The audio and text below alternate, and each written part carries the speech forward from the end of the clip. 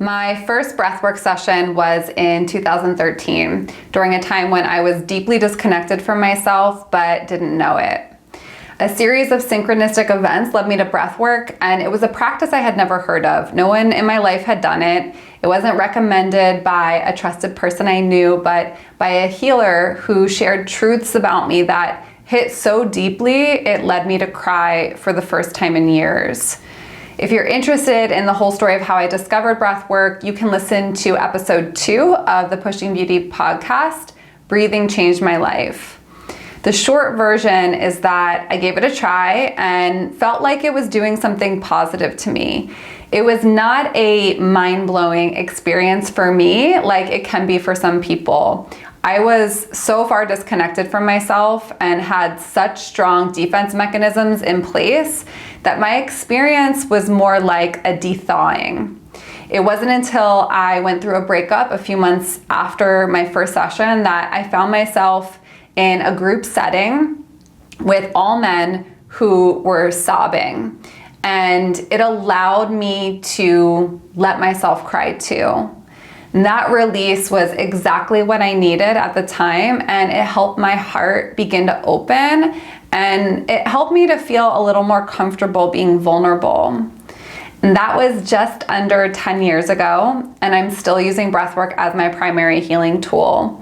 Not only did breathwork profoundly change my life, but it continues to support me on my healing journey. So in this episode, I'm going to talk about the phases of my healing journey and all of the important ways breathwork has supported me over the past 10 years.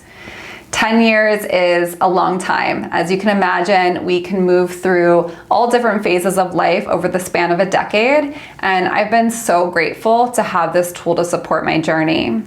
There have been different phases of my healing journey, and while some of the segments may blend into one another, for the purposes of this episode, I've outlined my healing journey through breathwork in 5 phases. Phase 1 was about finding safety within myself and combating resistance. In this phase, I was learning how to feel safe going inward and getting to know the truth within me. I had a lot of unconscious armor in place that needed consistency and a heart-centered practice, which breathwork is, to break down. Because I was broke when I found breathwork, I was working with 2 different practitioners who were not my teacher, David Elliott, and both of whom I quickly outgrew. I was working with them on a barter system. Once I was complete in working with them, I committed to a self-study practice.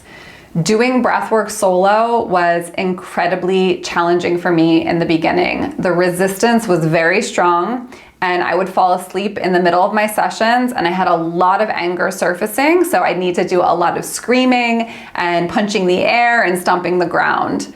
The most important thing I did during this period of time was to keep showing up.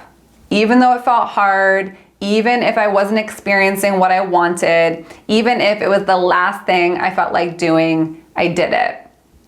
That commitment communicated to the parts of myself that were hidden away and deeply in need of my attention that I was coming for them. It also communicated to the resistance that I was going to keep showing up no matter what, so eventually it would have to surrender. After doing my healer training with David Elliott, I began to do trade sessions with a friend I met in training, and that was really supportive for me to strengthen my space holding skills and allowed myself to be held by another person. As I continued to practice breathwork, I noticed changes, not only in my practice, but in my life. And that's one of the beauties of breathwork. What shows up in our sessions is a metaphor for our lives. I noticed that I was beginning to feel differently. It felt like the cold armor I've been holding onto was melting. I was very slowly softening. As my experience with the practice grew, I was having emotional releases, attaining deep meditative states at the end of my sessions, feeling a connection to my soul, having creative insights, and my heart began to open. During this phase of my breathwork practice, I experienced a lot of tetany. I know people have different thoughts about tetany, but my personal experience and from what I see with my clients, it usually happens when beginning a practice and with people who are resisting, controlling, or fearful of giving or receiving love.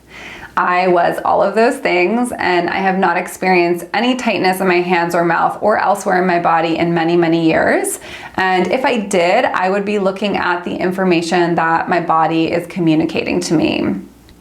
During this phase, I was still unaware of so much about myself. I still wanted to maintain an image of myself I had become attached to, and I was still invested in how the world perceived me.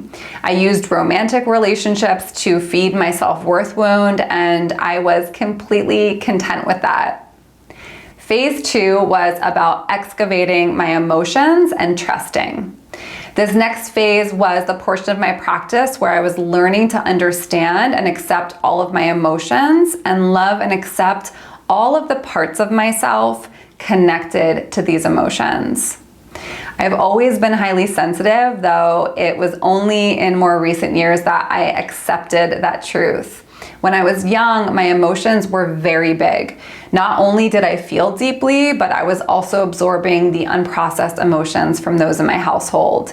Because no one around me seemed to know what to do with my emotions aside from grounding me for expressing my anger, I took on the beliefs that I was unlovable, too much, and that there was something wrong with me. After years of my emotions exploding around my household and feeling like I was ruining the fun for everyone else, I began to subconsciously learn how to repress my emotions as much as I could. Part of my story of finding breathwork includes me crying in the shower when an Ayurvedic healer told me I was untrusting and controlling. It's not as bad as it sounds. But me crying in the shower was such an important moment for me because I recognized I hadn't cried in years. It helped me remember what it felt like to have emotions and that I was always a deeply emotional person, but I had been living in my intellect for many years, completely disconnected to my feelings. This phase of my healing journey was about allowing all of my emotions to release. During this part, I went through a dark night of the soul, which led me to confronting my shadow. The dark night of the soul was initiated through a blindsiding breakup. My heart was completely destroyed, and the grief from the previous 30 plus years began to come to the surface. I reckoned with deep grief and serious depression, and I continued to use breathwork to support me through this part of my journey. I was grieving the loss of my relationship, and I shed so much grief directly related to that loss. It felt endless, and it taught me so much about love, loss, grief, sadness, and self-worth. This period of time taught me not just about my emotions, but about my relationship to them. I realized that I had deeply held beliefs about myself in relationship to what I was feeling, specifically related to sadness. For many years, all of my breathwork sessions were me releasing immense amounts of grief and also some rage. And I realized that I had a belief that something was wrong with me because I was crying so much. And I had so much grief and so much rage. And this is a common belief I also notice with many people I work with, and thankfully, because I've been there, I can support them through it. Throughout this phase, I was deeply committed to showing up for my breathwork practices. I breathed as often as I could, and I began working more closely with my teacher, David Elliott. Phase 3 was about becoming a relentless healer. Moving through the depression that accompanied my dark night of the soul was an incredibly challenging time in my life. It took a long time for me to come out the other side because I wasn't processing a breakup. I was processing a lifetime of feeling unworthy, lost, and insufficient, and grappling with how I had gotten to the age of 30 without knowing this was the truth about myself. Little by little, with each breathwork session, with each choice to confront the truth, to be more vulnerable than the day before, to share what I've learned and help others, my life started to feel brighter and more aligned. Then I experienced another serious bout of depression in 2018, and this was the last time I've experienced depression. I remember walking in a Whole Foods parking lot, feeling very low, but still feeling this spiritual connection. It felt like a tether to my life, the only thing I had. And I remember thinking, okay, no matter what happens in my life, I will always have this spiritual connection. And because it's the foundation, it's my soul commitment. And I surrendered to being what I call a relentless healer. Up until that point, some part of me was holding out for a finish line, a place I would come to where I wouldn't have to work on myself anymore. And I knew this meant that there was more to learn about self-love, and I became more deeply committed to extracting all the wisdom I could from my lived experience. Lucky for me, my life was continuing to give me lessons until I mastered self-love. Phase 4 was about embodying self-love and coming into my power. This part of the phase was when I realized that in some way there actually was some kind of finish line. After years of talking about there being no end to the journey or loving myself, I had come to a place where I actually did fully love all of myself. It's too simplistic to speak about this part of my journey in this way because I'm not going into all of the hardship I encountered and lessons I needed to learn to get there, but it happened. And I teach all about how to love yourself in my self-love program, Good Love. The phase of getting to this place was the embodiment of self-love. I shed the armor that had lived around my heart, the ideas of what I thought my life was supposed to look like, and I moved into the spiritual power within me. This phase came through all the phases before it. It came because of all of the hours I'd spent breathing, releasing my hurt, and letting love in. It came because of the relentless willingness I had to keep asking myself questions, digging deeper, confronting the truth, and understanding myself. It came because of the breathwork sessions where I reclaimed my inner child, where I honored the times I was hurt, where I never let myself be too much for me. It came because I never gave up on myself, because I listened to the guidance of my soul and continued to validate the truth of my nature. Gradually, I began to notice that I felt really good about myself, but in this unwavering way. I knew who I was. I knew I was a good person, that my life had purpose, and that I had something to offer. I knew I was lovable and didn't withhold love from myself. I was in service and on purpose. I had acquired immense wisdom from my journey, and I continue to show up and learn and grow in the ways I need to. I now fully know who I am. There are no parts within me that I'm afraid of. Phase 5 is about being in co-creation with the universe. Now I am in a moment-to-moment communication with my soul. I fully trust my intuition and I allow myself to be guided through my lessons instead of resisting. I have a decade of healing experience under my belt, and my life journey during this time is my evidence that this work works. Now, I don't necessarily breathe every single day, but I breathe as needed, which sometimes is every single day. Breathwork is a tool that supports me in my life. I use it because it works.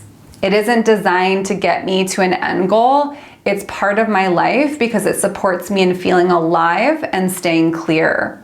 While I don't necessarily need it for clarity as much as I used to, I use it to release emotions and stagnant or lower frequency energies that get in. My life has transformed in the most amazing ways thanks to my breathwork practice, but not solely because of it. Breathwork is a tool. It's still about you and your relationship to your life. You have to keep leaning in. You have to stay committed. You have to be curious and be willing to grow and change. You have to be willing to see the truth, to soften the armor around your heart. Almost all of the work I do in the world includes breathwork in some way, and I have no shortage of resources to support you on your breathwork journey. In the notes, I'll link to my 2017 podcast episode on how breathwork changed my life if you're interested in that story. If you're new to breathwork, you can work with my YouTube video from 2018 or download my 12-minute guided meditation, Breathwork for Opening, for free.